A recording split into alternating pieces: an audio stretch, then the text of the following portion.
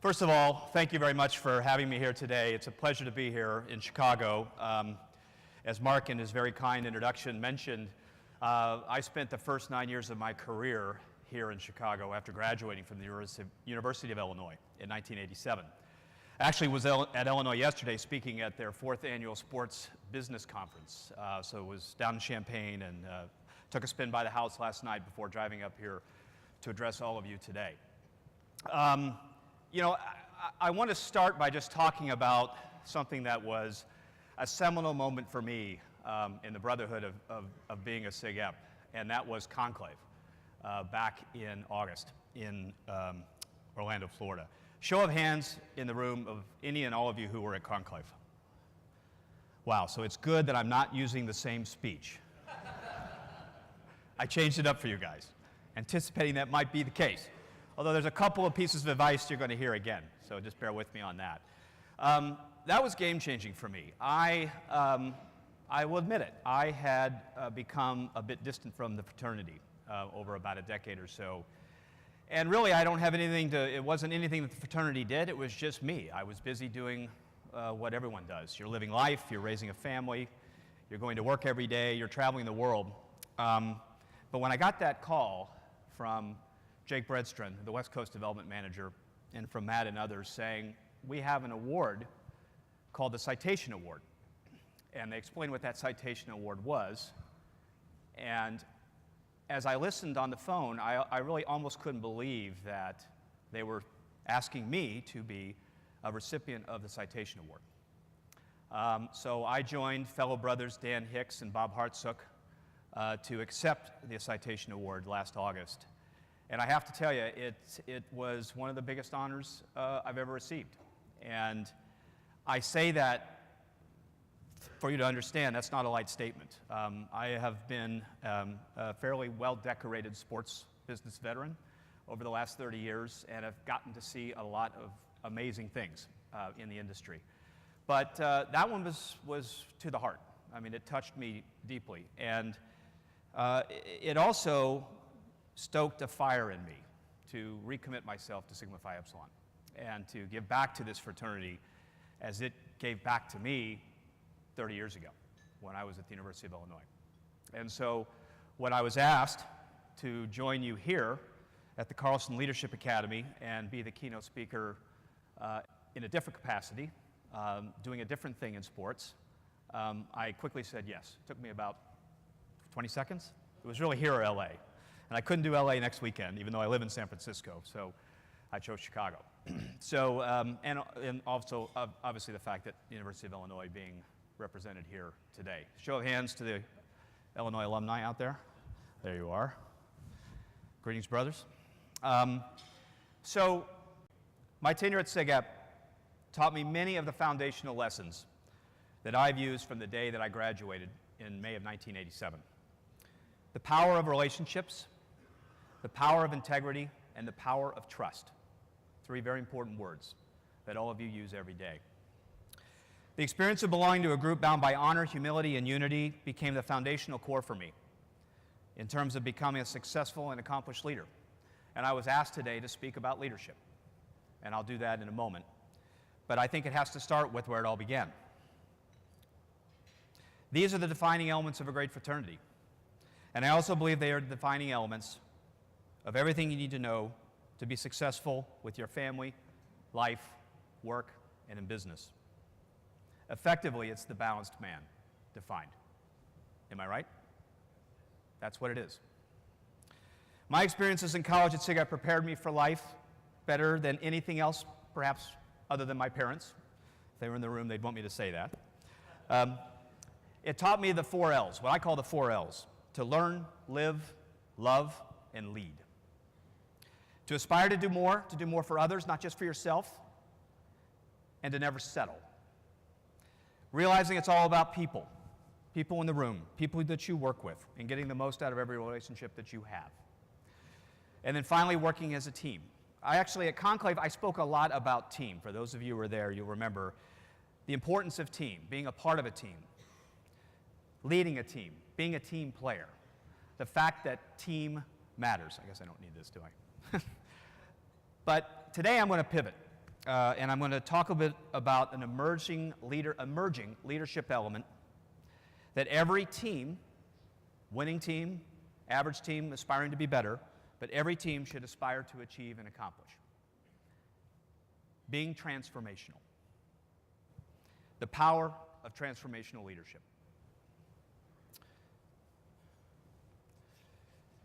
I went to the dictionary to just take a quick stab at what is the definition of transformation.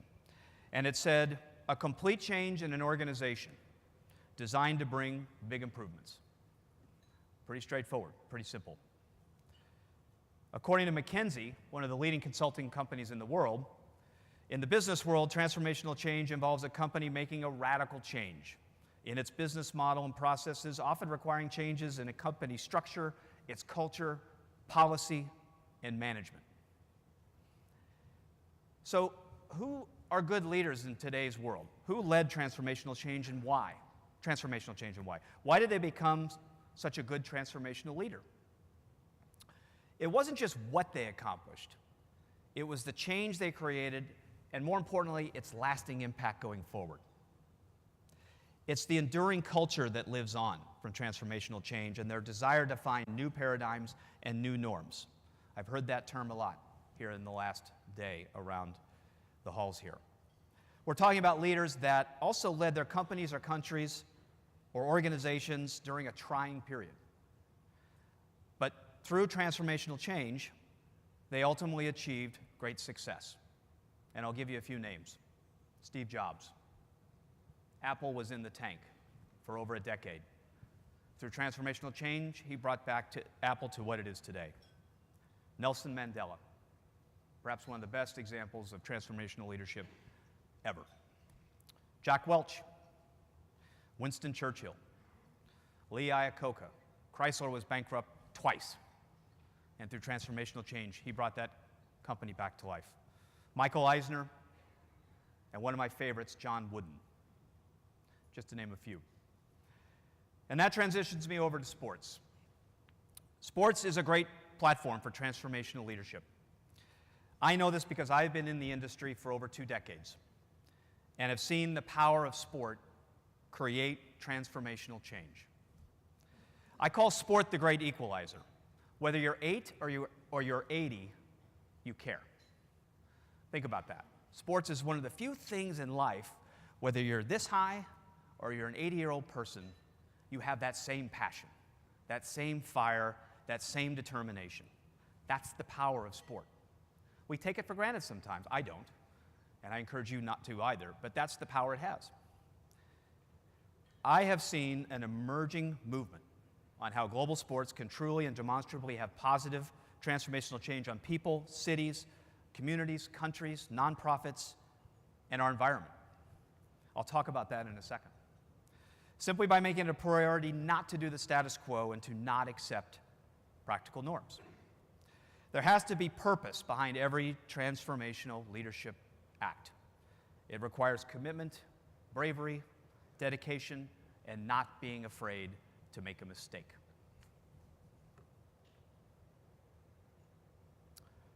When I was named the CEO of Super Bowl 50 and the San Francisco host committee back in 2013, I knew this was an opportunity for true transformational thinking and leadership.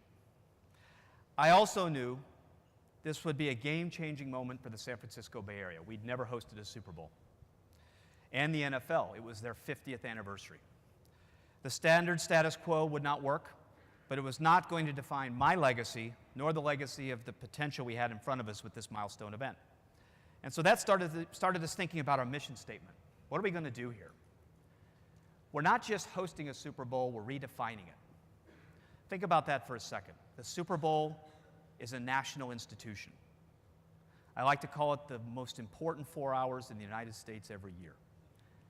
And the reason for that is because each and every one of you know where you're going to be on Super Bowl Sunday. And 40 million more people watched my Super Bowl than voted in the presidential election the following November. So that tells you how important the Super Bowl is. Right there. That's a true fact. So, I started to think about this and saying, okay, we're going to take on a lot with redefining the Super Bowl. So I sat down with a couple mayors, one of the mayors I admire the most, Mayor Willie Brown from San Francisco, and he gave me one simple piece of advice. He said, Keith, you go big or you go home. Every idea has to be game-changing, has to be transformational, or why do it? This is a big moment that the Bay Area has to shine. So we set up these ambitious goals. We wanted to be the most giving Super Bowl ever. We wanted to be the most digitally, socially shared Super Bowl ever. We're the home of Facebook and Twitter and Instagram. Why shouldn't we?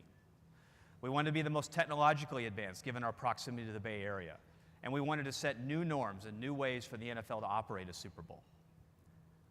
I could go on and on with the number of goals, but we kept it to those 3 or 4. I'm a big believer in the fewest number of goals you have, the better chance you have to bat 1,000. If you have 8 goals, you might bat 300 or 400. You have 3 or 4, odds are good you're going to bat 1,000. Keep your goals tight and focused. But essentially, maybe my most transformational moment was a quick story on how we actually got to call this Super Bowl 50. And it starts very simply.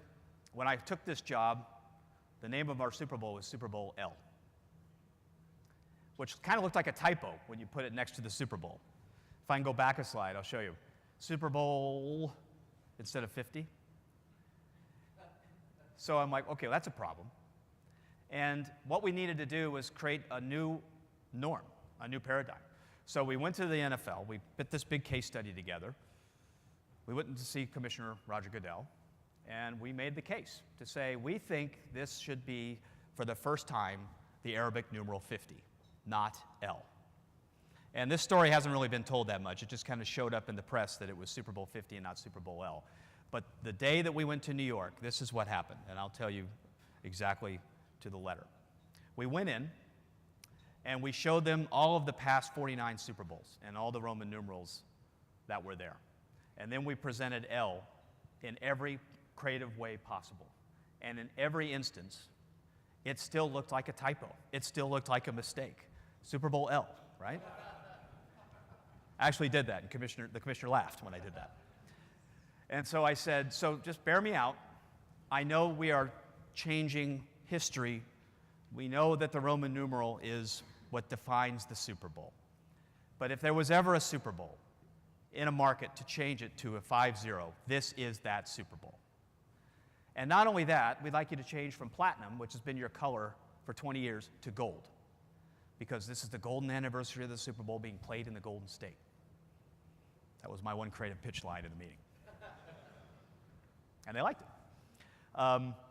And so essentially we got to the first slide, which had 50 instead of L.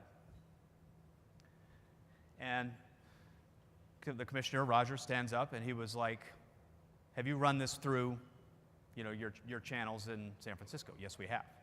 He looked at his team. He's like, what do you think? And they all looked at each other and we said, we like it. We think it's time to make that change. And with that, the meeting was over. It lasted 7 minutes. I was prepared for a 2-hour wage of war. I was not going to leave that room until I had my 50. And it took 7 minutes. So it doesn't have to be a battle to be transformational. It doesn't have to be this big, hard, difficult thing. You just have to have conviction behind the belief that this is the right thing to do. And I know it may sound trivial, L versus 50, but when I got home, true story, I had a smoking hot letter from the Roman Numeral Society asking me how I could possibly change the Super Bowl from L to 50. True story. I actually framed it and put it in my office. So transformational change can maybe upset a few people along the way, but it worked pretty well. So those of you who watched Super Bowl 50, and let's see a show of hands. Yeah, that's right, every hand in the room. There's your story as to why Super Bowl 50 transformed, and now it's back to the Roman numerals. But I also want to talk about something that's a little more important than Roman numerals and numbers. This is really where sport has what I was talking about earlier, the ability to transform communities, countries, and people. The London Olympics took an opportunity to, anyone go to the London Olympics out in the room? Handful of people? Basically, they went to the most impoverished part of London, East London, where there was a swamp, there was indecent housing. It was probably the worst part of the city. And they used the Olympic Games to transform a working slum into an Olympic park and then into this today. This is the power of sport to transform. 5 years after the London Games, the Olympic Park has created 20,000 new jobs with a focus on emerging industries and startups. 4 schools, 4,000 pupils in the UK's largest outdoor classroom. A natural home for arts and culture, 9 million visitors coming through the park.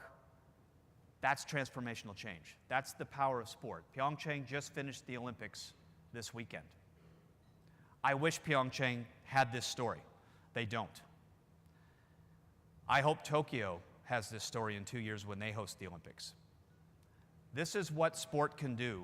This is the power that it can hold on cities and countries and people.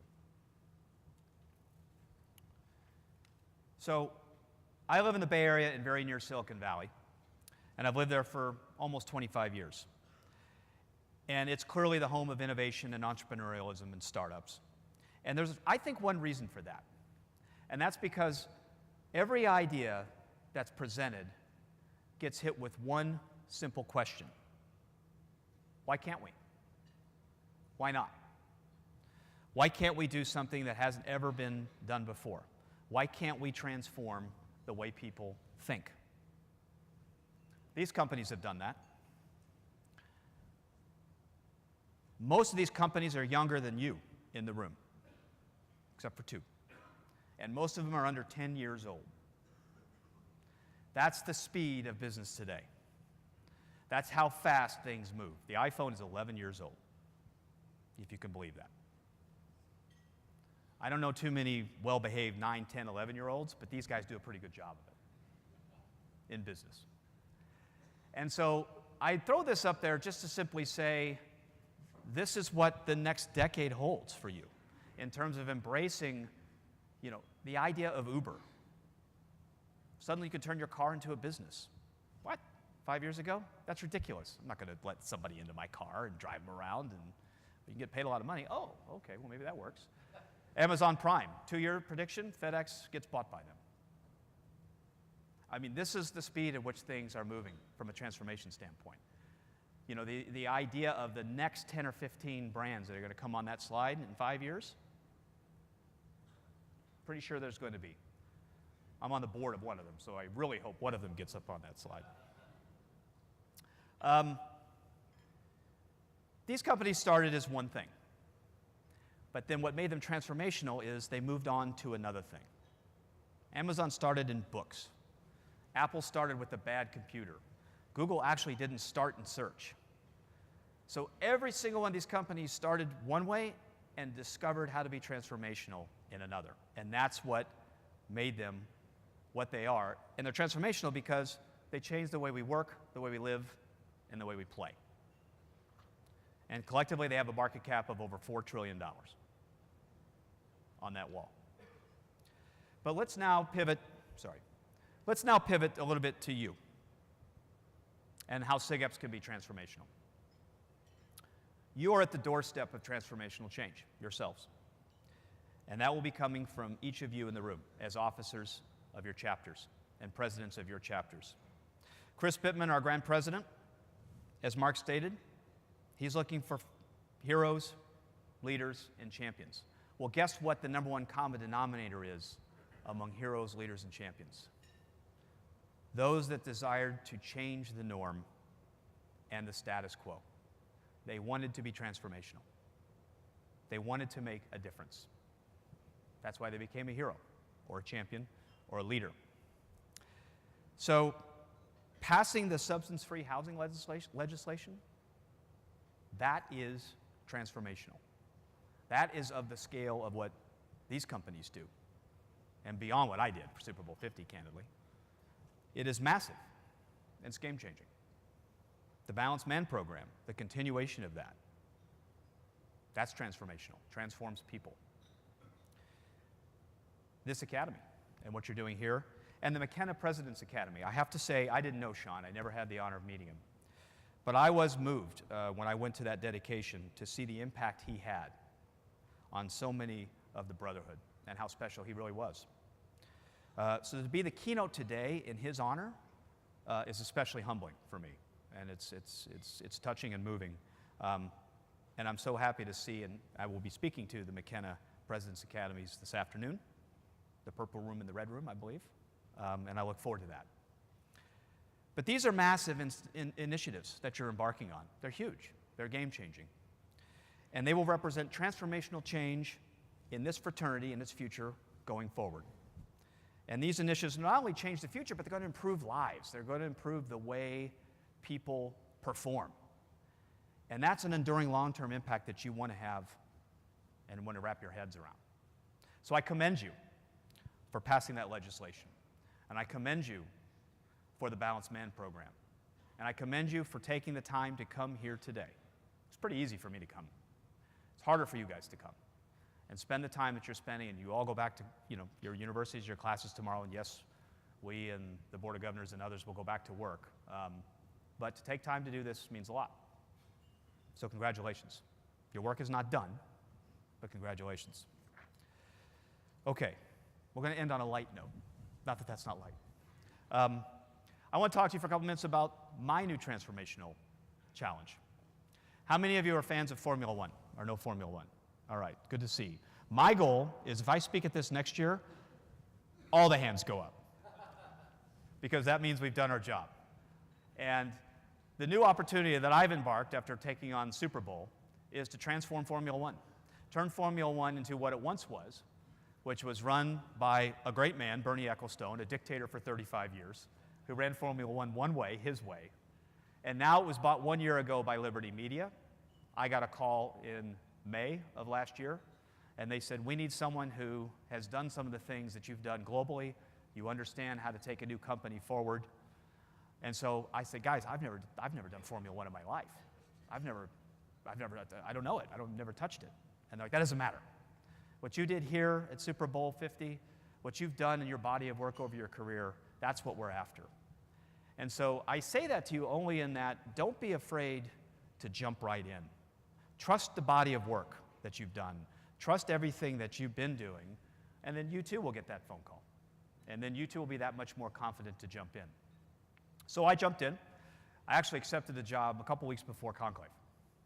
And I didn't talk much about it then, because I really didn't know what I'd gotten into, to be candid. And I said, well, if I bring this up and then a month later I quit, that's not very good. But I didn't quit.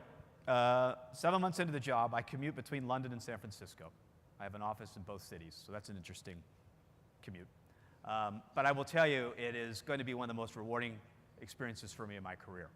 And that's simply because Formula One is ready to transform, and it's ready to do new things.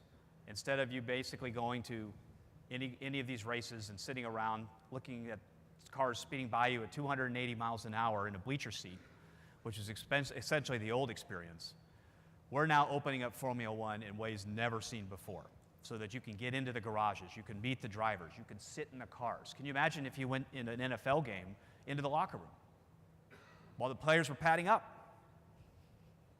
I think people would pay for that. I suggested to Formula One, people will pay for that. And they said, yeah, you're right, they'll pay for that, let's do it. And so with new ownership comes new opportunity and a clear white space to be able to create these new ideas and develop new thinking. And for me to walk in and share, not just me, but others on our team, to share these ideas and see them commercialized now in 2018, just 6 months after we started this company, is really quite rewarding. That's transformation right there. That's a sport that was kind of just sleeping along for a couple of years, more than a couple of years, and now under new leadership. We've infused celebrity, we've infused leaders of the free world. I mean, we are bringing an entire new platform to this global sport. It is easily the most global sport in the world, more so than the Olympics or even the FIFA World Cup. So exciting times, exciting to be on the edge of transforming what would be the version of another Super Bowl, something as mature as Formula One. So now I'm going to wrap up, and I'd like you to maybe take out your phone and peck out a couple of these pieces of advice.